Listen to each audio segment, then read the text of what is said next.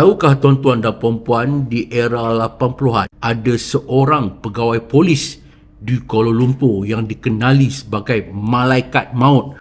Beliau yang saya masukkan adalah Allahyarham DSP Bahadun bin Baharudin. Tuan-tuan dan puan-puan, sewaktu mengetuai cawangan jenayah berat D9 Ibu Pejabat Polis Kontingen Kuala Lumpur, Tuan Bahadun dan anak buahnya berjaya menembak mati hampir 100 orang penjenayah tegar, penjenayah hardcore, melumpuhkan lebih 80 buah kumpulan perompak dan juga gangster serta merampas hampir 200 pucuk senjata api. Satu pencapaian yang sangat luar biasa bagi sebuah kumpulan kecil. Tuan Bahadun ni, tuan-tuan dan puan-puan, untuk makluman, beliau merupakan anak jati Alostar Kedah yang memasuki polis dengan pangkat inspektor dan pernah menjadi ketua polis ataupun OCPD daerah Tampin, tempat di mana berlakunya pembunuhan yang melibatkan speaker Dewan Undangan Negeri Sembilan pada tahun 82, iaitu Allahyarham Datuk Taha. Di situlah namanya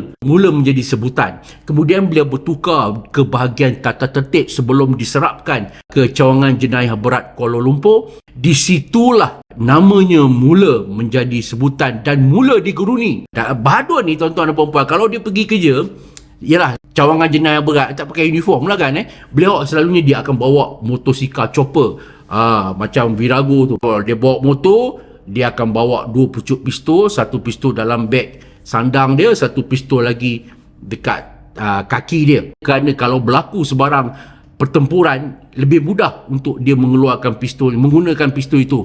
Itu yang kata Bahadun ni. Dan beliau selalunya apabila pasukannya melancarkan operasi berbalas tembak, esok tu kita akan bacalah di dada-dada akhbar, tak kurang daripada 2, 3, 4 orang pasti akan berbungkus dengan plastik hitam. Sebab itulah bila sebut nama Bahadun Baharum ni, orang panggil dia adalah sebagai malaikat maut. Saya ada satu pengalaman menarik, tuan-tuan dan puan-puan. Beliau pencen awal Bahadun ni dia menjadi pengurus keselamatan di kompleks membeli belah Mid Valley yang terkenal tu. Dia orang pertama, manager keselamatan Mid Valley tu dia lah.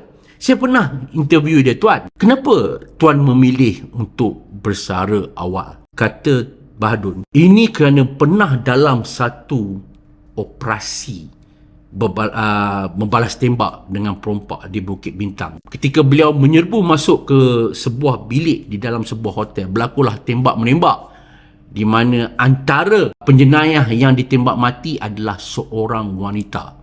Lalu dia pun selepas habis tembak menembak pun dia duduklah di tingkap tu berehat. Tiba-tiba Bahadun dia nampak seolah-olah roh mayat perempuan tu lalu depan dia dan terbang ikut tingkap. Itu petanda yang cukup membuatkan dia tersentak dan membuatkan dia tanya-tanya, kenapa dia dipertunjukkan dengan tanda-tanda begitu.